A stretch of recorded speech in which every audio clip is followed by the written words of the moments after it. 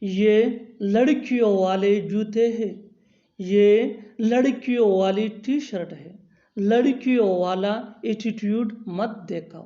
لڑکیوں والے، لڑکیوں والی یا لڑکیوں والا، اس کے لیے آپ کو یوز کرنا ہوگا انگلش میں گارلی۔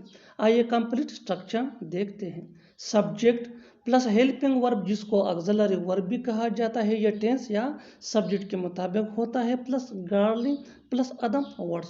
اچھی طرح سمجھنے کے لیے کچھ مثالیں دیکھتے ہیں۔ یہ لڑکیوں والے جوتے ہیں، these are girly shoes, these are girly shoes. یہ لڑکیوں والی ٹی شرٹ ہے، it is a girly T shirt, it is a girly T shirt. لڑکیوں والا ایٹیٹیوڈ مت دکھاؤ، don't show girling attitude, don't show girling attitude. بالکل فارمولے کو ہم سٹیپ بائی سٹیپ فالو کر رہے ہیں۔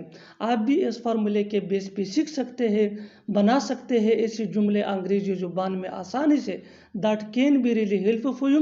اچھی طرح سمجھنے کے لیے ایک اور مثال دیکھتے ہیں۔ One more example for better understanding. وہ صرف لڑکیوں والی کپڑے بیچتا ہے، وہ صرف لڑکیوں والی کپڑے بیچتا ہے۔